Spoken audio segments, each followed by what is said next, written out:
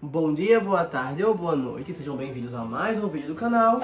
Eu sou Cleiton Mo e hoje eu vou trazer um vídeo que provavelmente vocês não conhecem, pelo menos não dessa forma, de quando Loki foi mãe, tá? Sim, foi mãe. Então vamos começar.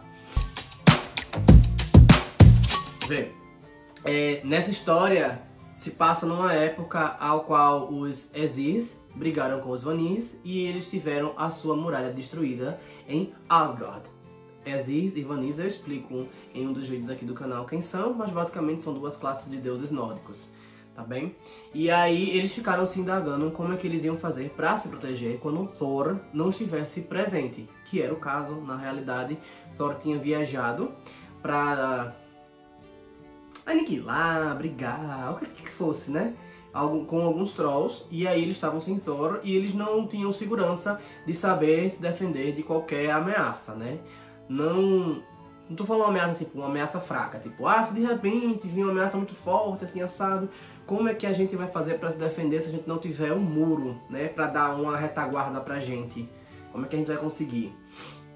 E aí eles ficaram se indagando como aconteceria isso, até que um homem chegou próximo a eles, ele vinha montado num cavalo, um cavalo bem robusto e tal, pá, aquele negócio assim charmoso. O homem vinha vestido como se fosse um ferreiro e ficou sabendo da conversa dos deuses a respeito disso, né? Eu acho engraçado porque, teoricamente, para chegar em Asgard você precisaria passar pela Bifrost, né? Em Yggdrasil ela estava numa área não acessável, né? Que era só os deuses que chegavam lá. Mas a gente sabe que na realidade era só um reinozinho que eles chamavam de Asgard, né? Que estava ali no plano terreno, né? Enfim, de toda forma, chegou um homem lá e ele ofereceu, disse, eu posso oferecer meus serviços, posso fazer um muro que não passe nada. Até formiga não consiga passar. Um muro tão alto que o mais alto dos gigantes não vai conseguir penetrar, não vai conseguir passar por esse muro. Você é o bichão mesmo, hein, doido? Os deuses acharam uma presunção ele falar isso, né? Mas ao mesmo tempo eles disseram, não, certo, você tá falando isso e como é que quais são os preços que você quer, né? Qual é o seu preço? E aí ele olha e faz, não tô pedindo muita coisa não, coisa básica eu tô pedindo. Eu só vou querer a deusa mais bonita, né? Vulgo Freya. E eu vou querer também o sol e a lua como presente. Aí Odin, você não quer nada. Você não quer nada, né, meu anjo? Meu anjo não pode, né? Meu elfo, você não quer nada, meu anão de luz, você não quer nada, né? Ele vai debater sobre isso, ele fala que acredita que Freya vai ter outra opinião a respeito disso.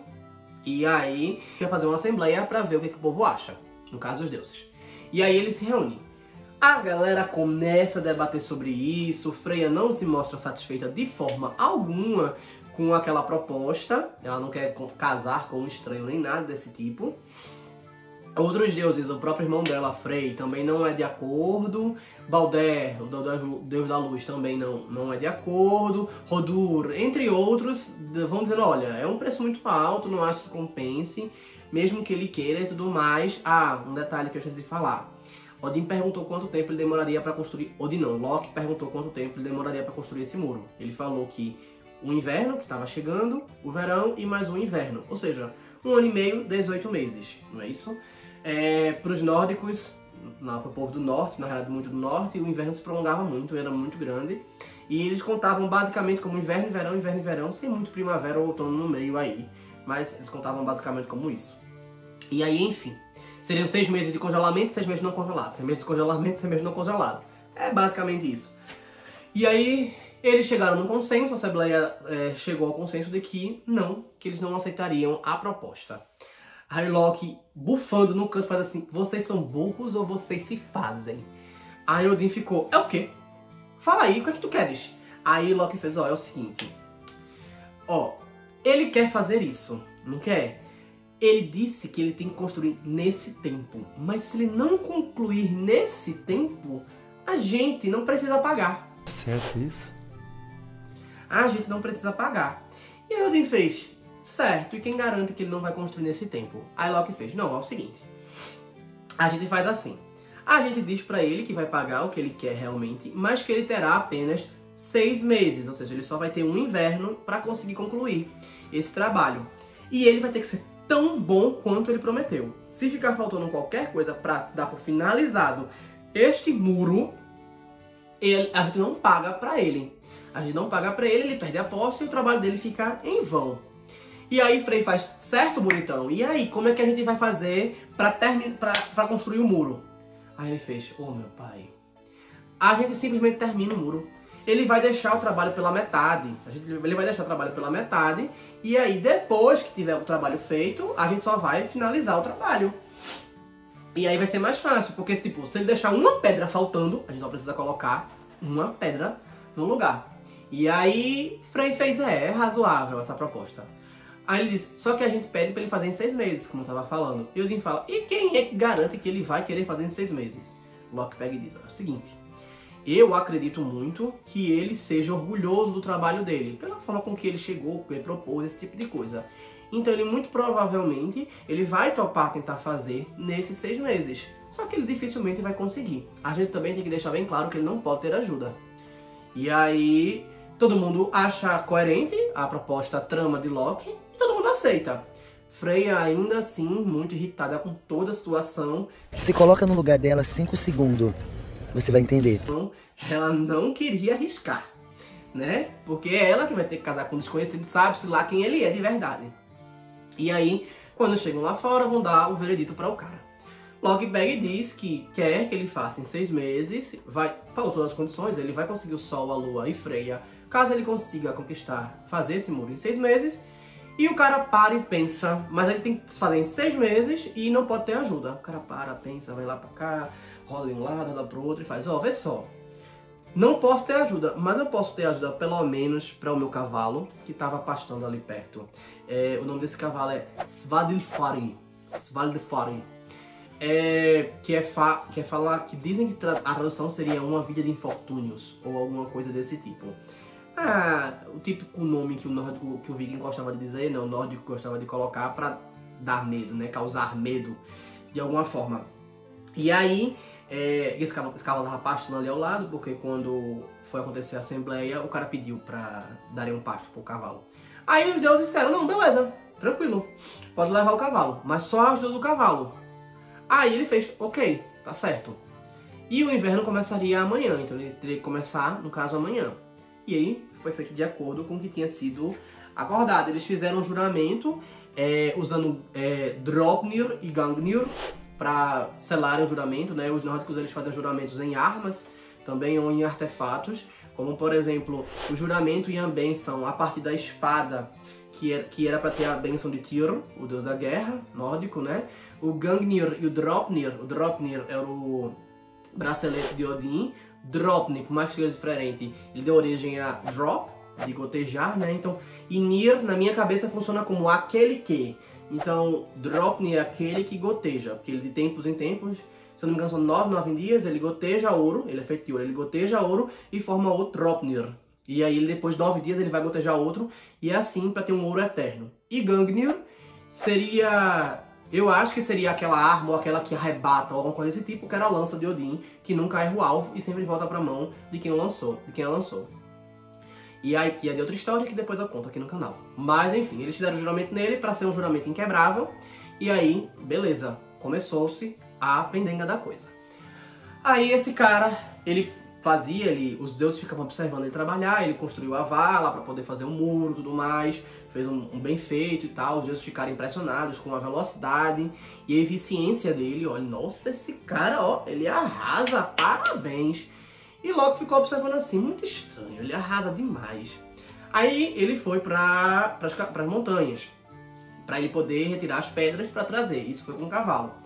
Loki estipulou que eles iam demorar mais ou menos uma semana, um tempo lá.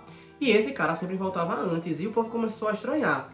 Esse muro começou a andar, começou a ficar pronto, ele foi, ó, muito mais rápido do que os deuses pensavam. Eu me pergunto, se esse homem conseguia fazer em 6 meses, para que ele pediu 1 ano e meio? Talvez ele já tenha pedido sabendo que os deuses iam ter uma contraproposta, eita, quase não sai, que fosse com tempo reduzido, né? Talvez tenha sido isso. E aí, Loki se viu armado dentro da própria armadilha, né? E aí eles começaram a confabular. Freya começou a xingar Loki, dizer que Loki ia ter que resolver, porque senão ela estava ferrada. E olha, um caos, uma agonia, um desespero. E eles começaram a ficar assim, logo começou, meu Deus não, né? Meu Odin, eles vão conseguir fazer a coisa. E, enfim, esse cavalo trazia, era muito robusto, trazia as pedras, ele ia construindo, e esse homem ia construindo. E tava tudo certinho, e eles viram que o tempo ia dar. Quando chegou bem próximo de acabar o inverno, Loki ficou muito receoso, porque ele tava faltando pouquíssimas pedras para terminar. Pelo histórico, era só ele ir mais uma vez à montanha e voltar, que estaria tudo feito, tudo terminado, e ele terminaria dentro do prazo. Isso, o palácio de Asgard ficou em alvoroço, não lembro agora o nome do qual palácio que tava, mas enfim. Ficou em alvoroço, aquela agonia toda, enfim, como é que ia fazer isso? E Odin disse, Loki, você vai ter que resolver, porque foi você que fez a gente mudar de ideia. E senão você tá ferrado, ó, na minha mão.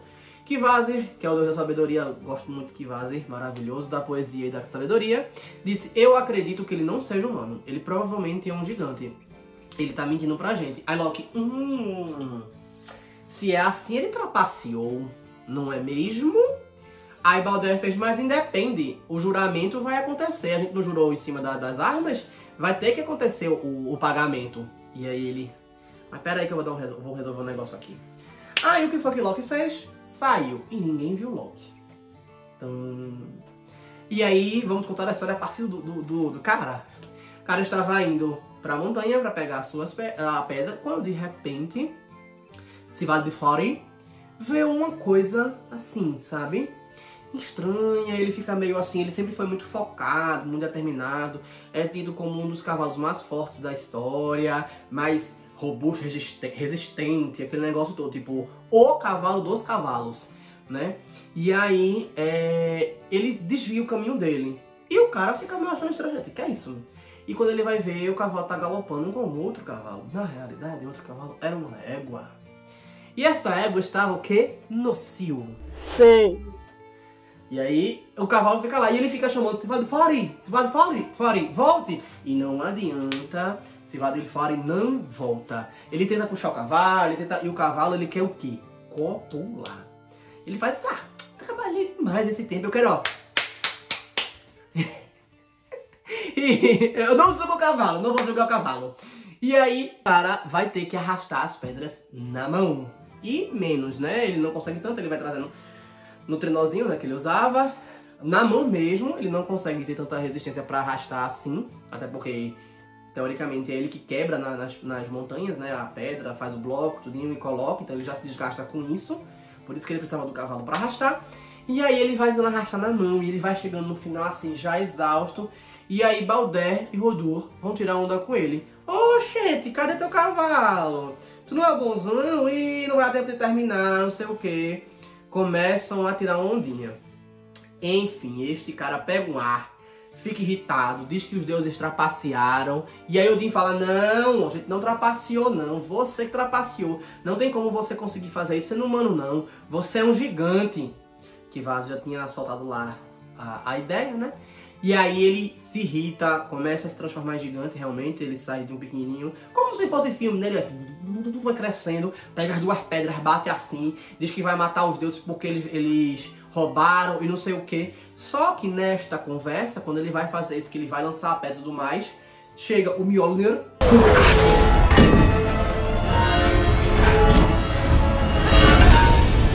E bate na cabeça dele aqui, de frente, e ele já cai morto.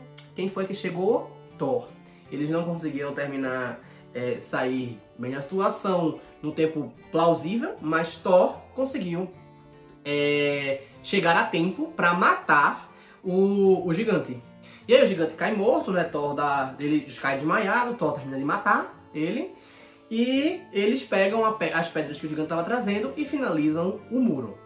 E onde é que tá Loki nessa história? Então, Loki aparece vários meses depois.